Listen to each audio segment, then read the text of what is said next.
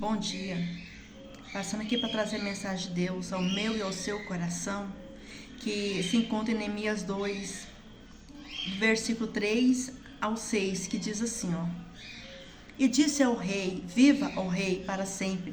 Como não estaria triste o meu rosto, estando a cidade, o lugar do sepulcro de meus pais, assolada, e tendo sido consumida as suas portas a fogo. E o rei me disse, que me pedes agora? Então orei ao Deus dos céus e disse ao rei, se é do agrado do rei e se o teu servo é aceito em tua presença, peço-te que me envie ajudar a cidade do sepulcro de meus pais, para que eu a edifique. Então o rei me disse, estando a rainha junto, assentada, e a ele, quando durará a tua viagem, e quando voltará? E aprove ao rei enviar-me, apontando-lhe um certo tempo. Neemias estava construindo o sepulcro dos seus pais, a terra do nascimento de seus pais e dele também, que era Jerusalém. E durante muito tempo, ele mesmo sendo escravo, diante do rei, ele não estava com o rosto triste. E quando ele entristeceu o rosto, o rei perguntou, o que está acontecendo? Está doente? E ele fala, não, estou triste. E ele falou com medo. E o rei perguntou para ele, o que você quer que eu faça? Eu quero que o senhor me envie em tal lugar para fazer tal coisa. Quanto tempo durará? Meus amados, se Deus, o nosso Deus, estivesse diante de você agora e perguntasse, o que você quer que eu faça? Qual o seu requerimento? Fala para mim que eu posso te ajudar. E isso é uma palavra que nós encontramos em Esther, quando ela estava ali pelejando em favor da vida daquela nação. O rei não sabia quem era ela. E ele perguntou, você quer o quê? O que você quer? Qual a sua petição? Pede para mim que eu fará. E ela falou, eu quero a vida do meu povo, a liberdade do meu povo. Deus também chegou para Salomão e perguntou, o que você quer que eu faça? E ele pediu, eu quero sabedoria. Quando Davi fez a contagem do povo de Israel, isso foi mal aos olhos de Deus. E ele mandou o profeta até ele perguntar, o que você quer? Fome, guerra, perseguição. E o que Davi falou? Caio eu nas mãos de Deus, mas não caio eu nas mãos dos meus inimigos, porque Deus é misericordioso. Meus amados, Deus, ele nos pergunta. Deus, ele é Deus que está conosco e ele nos pergunta, você quer que eu faça o quê? O que você está precisando? Qual a sua petição? Qual o teu sofrimento? Por que as tuas lágrimas? Porque você está com o rosto triste? Porque você está quieto no canto? Deus ele nos faz pergunta. E essa pergunta também está em Gênesis. Quando Adão e Eva pecou, ele chegou e chamou, Adão, onde estás? E Adão respondeu, temi, porque estava com vergonha. Outra pessoa que Deus também fez perguntas foi para Elias. Elias, por que está escondido dentro de uma caverna?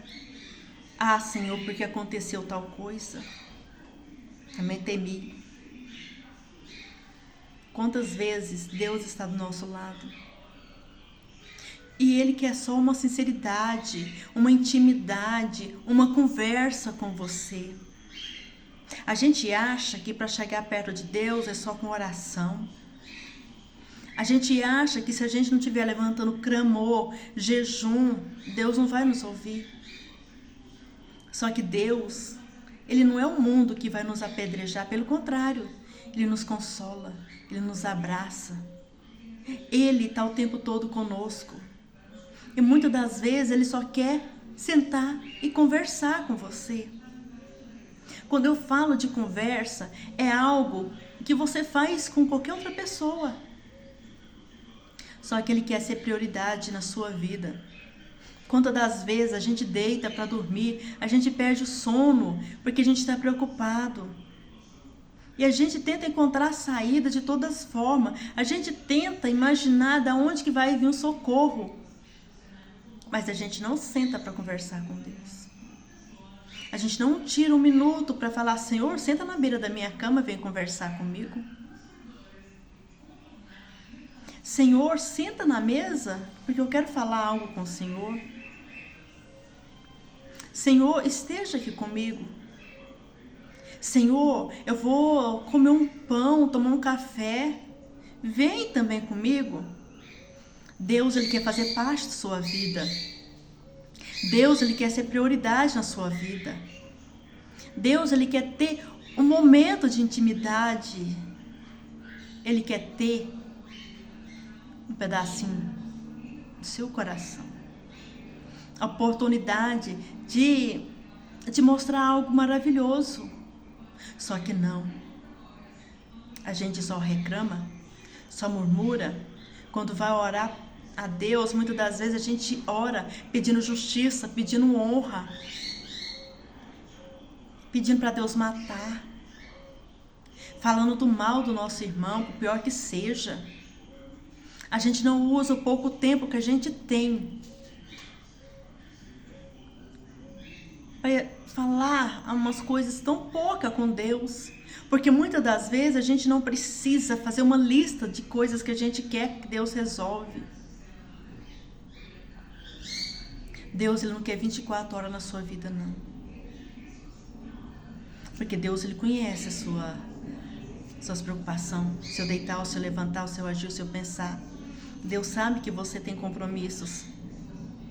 Deus sabe que você tem filhos para cuidar, que você tem casa para cuidar, que você tem que estudar.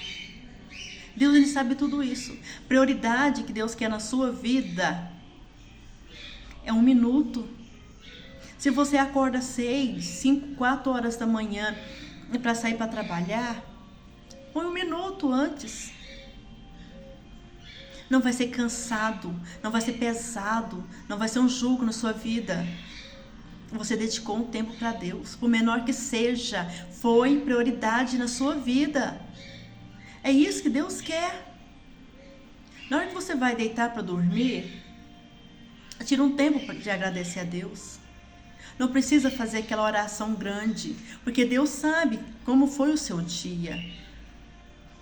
Deus, Ele sabe tudo.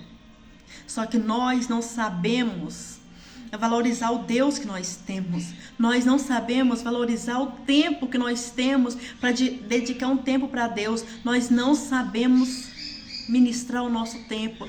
Ainda criticamos a Deus. Quantas das vezes a gente briga com Deus? Sim, briga.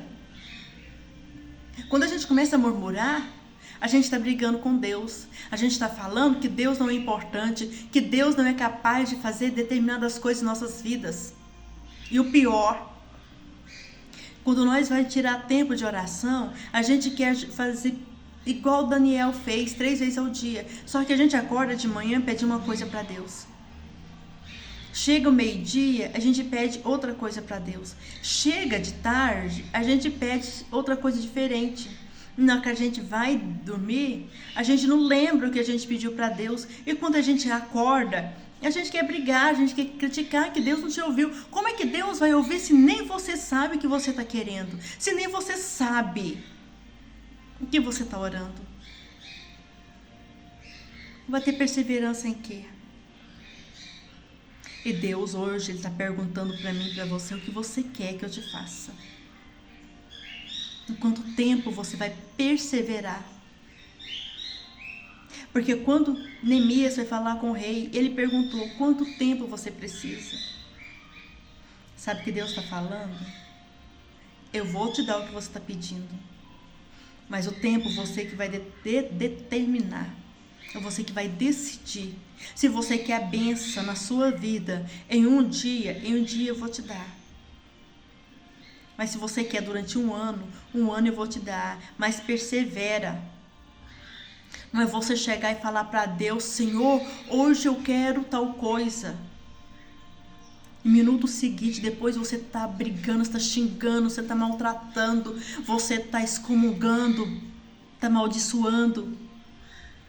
Como é que Deus vai trabalhar na vida de uma pessoa que joga maldição na vida do outro? Que em vez de estar levantando um caído, está tirando pedra. Que jeito você quer que Deus faz na sua vida? Não adianta só pedir e esperar a bênção acontecer. Qual é a sua postura diante disso? O que você está fazendo durante o decorrer desse tempo que você falou para Deus que ia fazer algo? É por isso que muitas das vezes a gente não alcança a nossa bênção. Porque a gente chega diante de Deus de uma forma e age de outra. Deus não é moleque.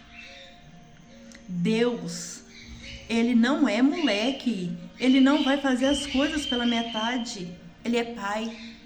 E pai corrige o filho. Qual é o pai que vai ver o filho fazendo coisa errada e não vai corrigir?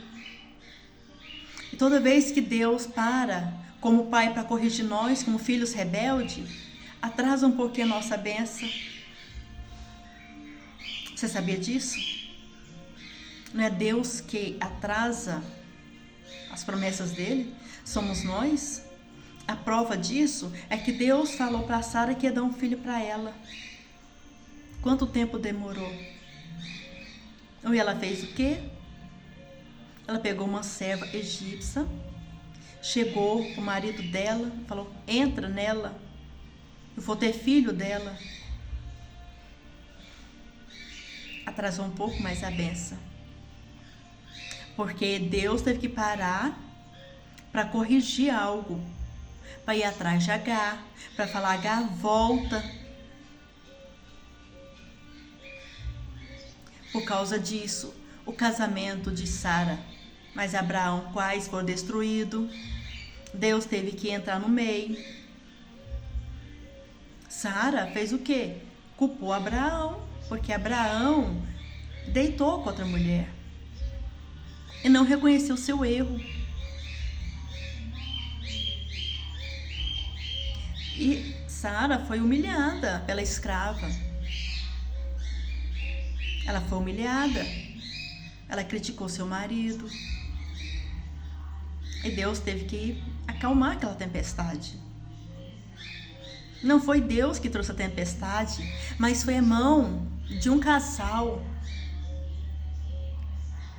E se você for reparar, Deus é tão maravilhoso que quando Ele vai falar com você, Ele tem que ter testemunhas.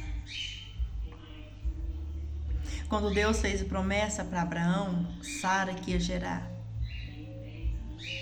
Quando o rei, quando Amã estava maltratando, querendo matar aquele povo, que Sara foi falar com o rei, Amã teve que ser testemunha. Quando Neemias foi falar com o rei, a rainha estava lá. Então tem momentos que Deus vai revelar você diante de pessoas, para que pessoas vejam a honra, vejam a sua bênção, vejam a sua vitória. Tem outras vezes que Deus vai chamar você no particular, como foi com Salomão. Foi através de um sonho. Outra forma, Deus vai usar pessoas para falar com você. Qual é a situação que você está vivendo hoje? De qual forma que Deus revelou para você? Quantas vezes Deus está falando a mesma coisa para você? Deus já está cansado de falar toda vez a mesma coisa para você. E nunca a vitória vem, nunca você alcança essa bênção. E sempre está humilhando, criticando a Deus, colocando o dedo no nariz de Deus, falando, Deus não fez, Deus não faz. Eu vou parar de falar com Deus. E você começa a esfriar. Porque é isso que acontece quando a gente abandona Deus. A gente esfria, a gente fica doente na fé, a gente fica doente emocionalmente, espiritualmente. Engraçado que tem tantas pessoas que estão desta forma dentro da igreja. O final disso, quantas vezes a gente vê pastores, levitas, se matando, se suicidando. E prega. O engraçado é que está pregando a palavra de Deus, mas não estão vivendo. Porque esfriou. Porque pediu algo para Deus e não teve perseverança. Não foi leal naquilo. E não foi Deus que matou. Foi o próprio homem que fez isso. Somos nós que estamos atrasando a nossa bênção. Somos nós, sou eu, é você. Deus não é Deus de engano, não é Deus de mentira. Então vamos crer mais nas promessas de Deus. Vamos buscar mais Ele. Se Deus despertou você nas madrugadas, tirou teu sono, vai conversar com Ele. Não vai pegar livro para ler, não vai ligar a televisão, não vai pegar um celular, porque Deus não está aí. Se Deus despertou você, porque Ele quer uma intimidade com você. E quando nós buscamos a intimidade com Deus, essa intimidade é diferente do mundo, porque o que vem de Deus é extraordinário. Então, vamos buscar Deus de uma forma diferente nessa manhã, nesse dia de hoje. Amém? Que a face de Deus seja resplandecente na sua vida para trazer luz, clareza diante dessa caminhada e que você venha fazer a coisa certa. Em nome de Jesus. Amém? Fica com Deus.